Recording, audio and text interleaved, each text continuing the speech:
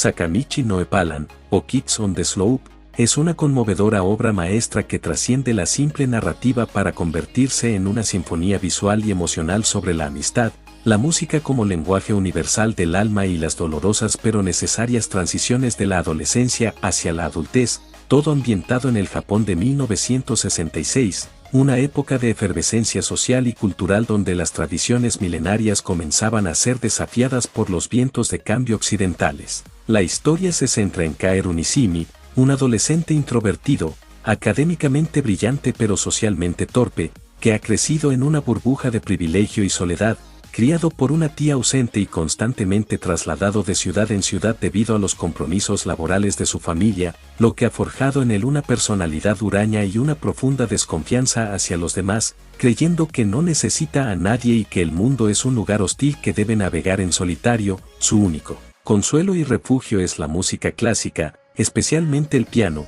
que toca con una técnica impecable pero carente de pasión, como un mero ejercicio mecánico y solitario que refleja su vida interior. Este frágil universo de Kaeru se ve irrevocablemente sacudido cuando es enviado a vivir con unos familiares en la costera y aparentemente tranquila ciudad de Kyushu, donde su vida da un vuelco al ser forzado a integrarse en una nueva escuela y, sobre todo, al conocer a dos personas que se convertirán en los pilares centrales de su existencia: Sentaro Kawaguchi, el notorio delincuente del instituto, un joven temperamental y de carácter explosivo que vive con dueño de una librería y que esconde un profundo dolor por el abandono de su madre y una soledad tan abismal como la de Kaeru, pero que expresa de manera diametralmente opuesta, a través de la rebeldía y una pasión desbordante por la música, específicamente por el jazz, siendo un baterista prodigioso, visceral y lleno de un soul que Kaeru nunca antes había presenciado, y Ritsuko Mukae, la dulce y serena hija del dueño de la tienda de discos y de la librería donde Sentaro pasa la mayor parte de su tiempo,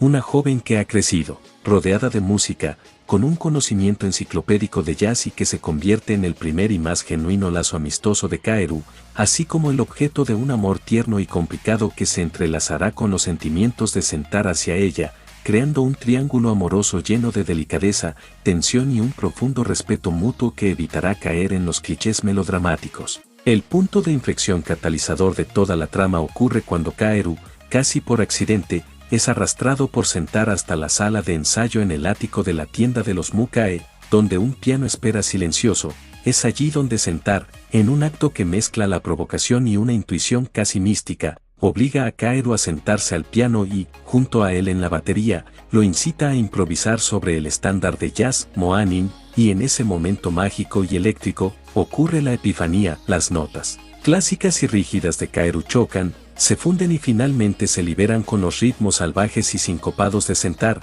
y por primera vez en su vida, Kaeru no está solo, está conectando a un nivel primal, comprendiendo que la música puede ser un diálogo, una conversación frenética y apasionada entre dos almas que se entienden sin necesidad de palabras, y es en esa sesión de jam improvisada donde nace no solo un dúo musical explosivo y complementario, sino una amistad profunda e improbable que cambiará el curso de sus vidas para siempre. A partir de ese instante, la narrativa se despliega como una suite de jazz, con sus momentos de éxtasis rítmico y sus silencios cargados de significado, siguiendo a este trío de jóvenes mientras navegan por las turbulentas aguas del primer amor, los celos, la incomprensión familiar y las aspiraciones futuras, todo ello sazonado con interludios musicales sublimes que no son meros acompañamientos, sino la propia voz de los personajes, su manera de expresar lo que las palabras no pueden. La batería de Sentaro golpea con la furia de su dolor y la euforia de su espíritu libre.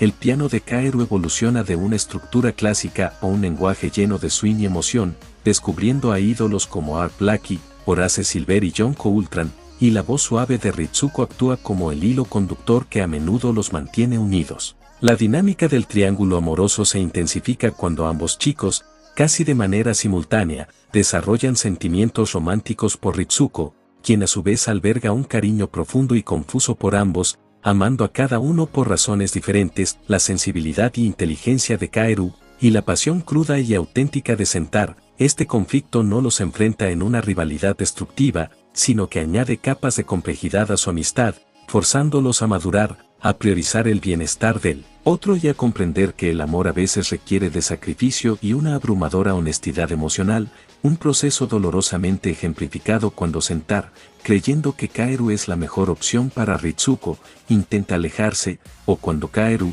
en un arranque de celos y frustración, traiciona momentáneamente su amistad, causando una ruptura que parece insalvable y que sumerge a la historia en uno de sus momentos más oscuros y emotivos, mostrando cómo incluso los lazos más fuertes pueden resquebrajarse bajo el peso de las emociones no dichas y las expectativas frustradas. Paralelamente, la serie teje con maestría las historias secundarias de otros personajes clave, como Yurika Fukaori, la prima de clase alta de Ritsuko que se enamora perdidamente de Sentar, representando un mundo de privilegios y convenciones sociales contra las que éste se rebela, y Genichi Katsuragi, el hermano mayor de un compañero de clase, un estudiante universitario que introduce a los chicos en un entorno de jazz más adulto y profesional, actuando como una figura mentor que les muestra tanto las glorias como las amargas realidades de dedicar la vida a la música, incluyendo las tentaciones de las drogas y la desilusión, sirviendo como un espejo de los posibles futuros que les aguardan.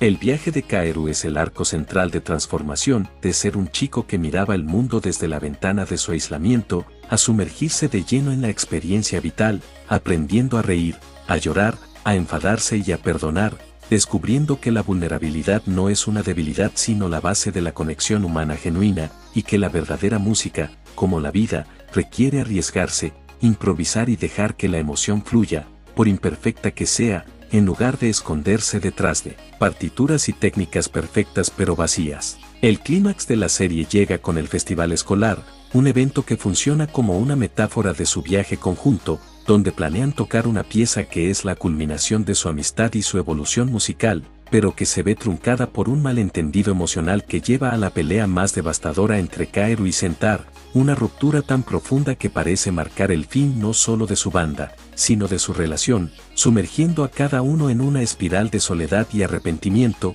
forzándolos a enfrentarse a sus demonios internos por separado, con Kaeru regresando brevemente a Tokio y Sentar sumido en una peligrosa deriva, hasta que el poder de la música y el amor, encarnado en la persistente fe de Ritsuko, actúa como un faro que los guía de vuelta el uno al otro, culminando en una reconciliación que es una de las escenas más poderosas y catárticas de la animación, donde las palabras sobran y todo se dice a través de un solo de batería desgarrador y un piano que responde con toda la rabia, el dolor y el perdón acumulados, sellando su amistad de una manera ya indestructible. El epílogo, que salta varios años hacia adelante, nos muestra el destino de nuestros protagonistas. Kaeru, convertido en un médico y pianista aficionado, ha encontrado un equilibrio entre su vocación y su pasión. Sentar, habiendo encontrado finalmente la paz y un propósito, sigue el camino espiritual de convertirse en sacerdote, pero sin abandonar jamás la batería, encontrando en la fe otra forma de ritmo y armonía,